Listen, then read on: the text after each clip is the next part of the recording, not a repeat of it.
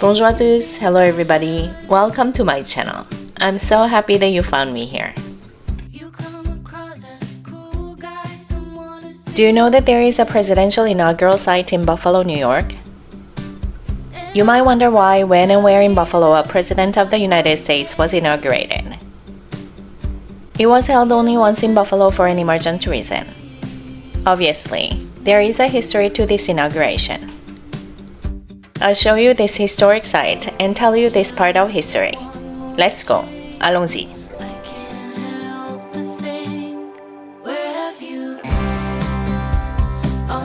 This is the inaugural site of the 26th President of the United States, Theodore Roosevelt.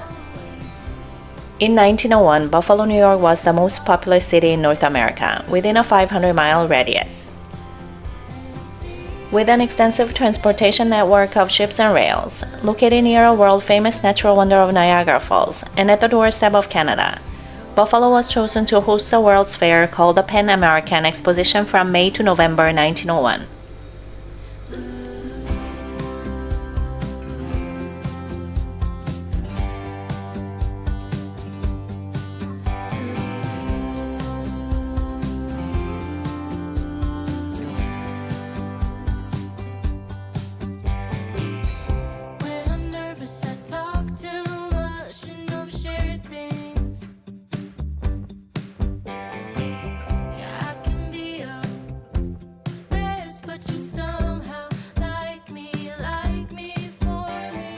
President William McKinley, recently elected to his second term in office, visited Buffalo's Pan American Exposition with his wife Ida in September 1901 and were the guests of Mr. John Milburn, president of the exposition.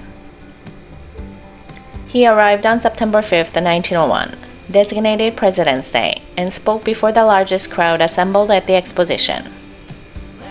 The president enjoyed shaking hands and meeting the public, although his personal aides were not in favor of this policy. A young man with a bandaged right hand approached McKinley in the receiving line and fired 2 shots from a gun concealed in his bandaged hand.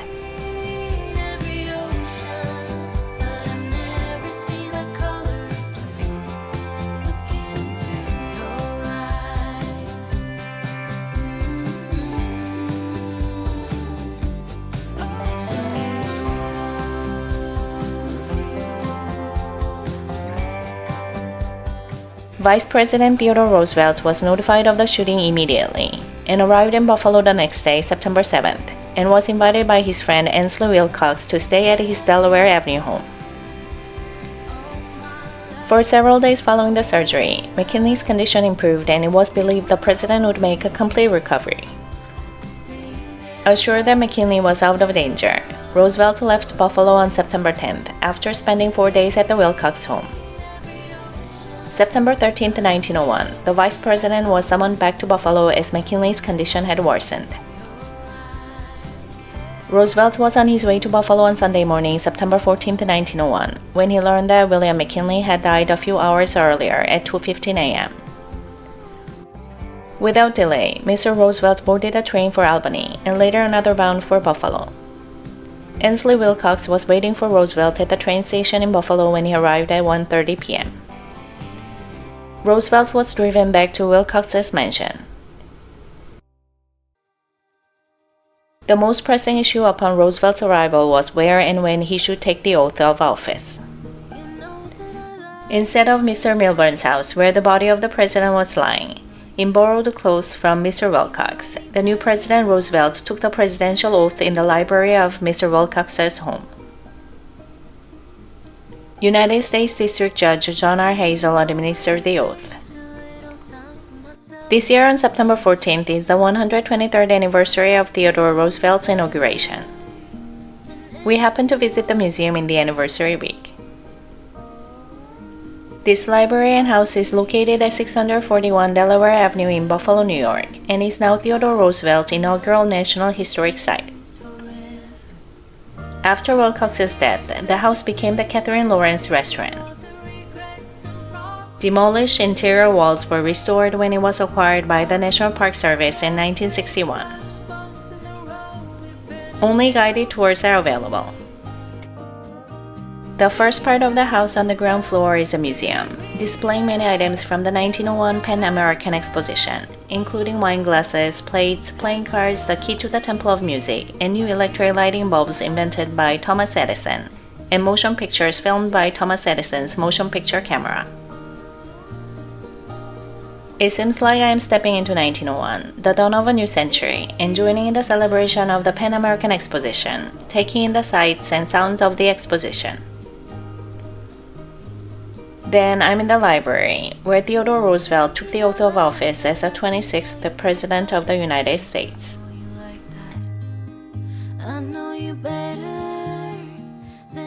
On the second floor, there is a recreation of the office Roosevelt used during his presidency. It's an interactive exhibit room where you are allowed to touch and test things, including the presidential desk and chair.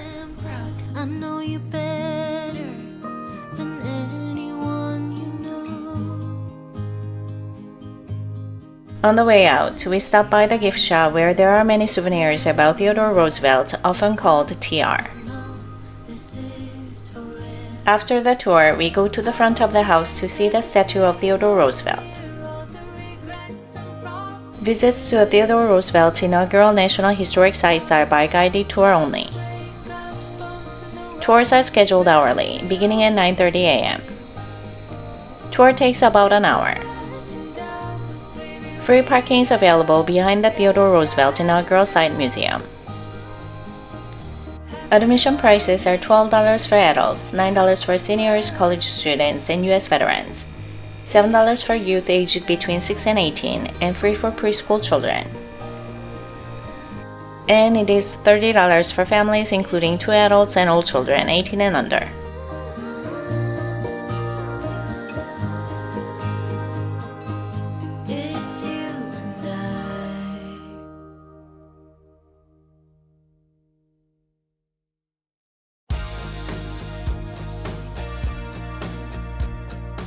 After the tour, we go to the Anchor Bar to have lunch. The Anchor Bar is a bar and restaurant located north of downtown Buffalo at the intersection of Main and North Streets. This restaurant is the birthplace of spicy chicken wings known outside the Buffalo area as Buffalo Wings. On March 4, 1964, Dominic, son of the bar restaurant owners Frank and Teresa Bellissimo, was tending bar when his friends arrived at the bar late that evening. He asked his mother Teresa to prepare something for his friends to eat. And Teresa took some chicken wings, which are normally used for soups, and deep-fried them and flavored them using a mixture of butter, cayenne pepper, and other ingredients.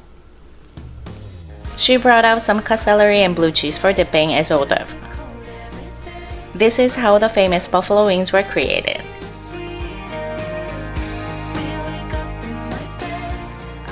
Do you know that authentic buffalo wings are never battered?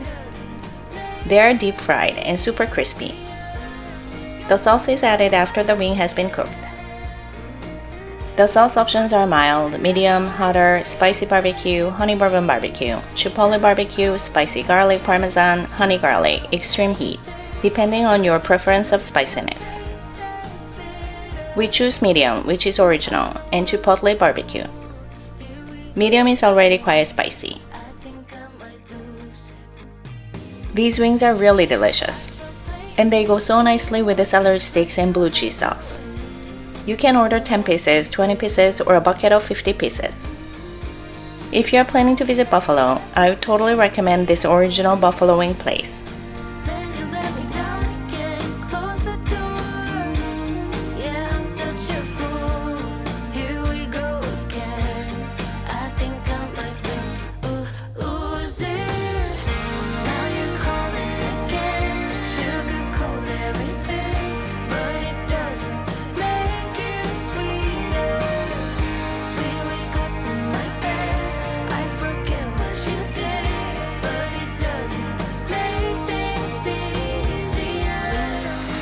If you have enjoyed it, please do give this video a thumbs up.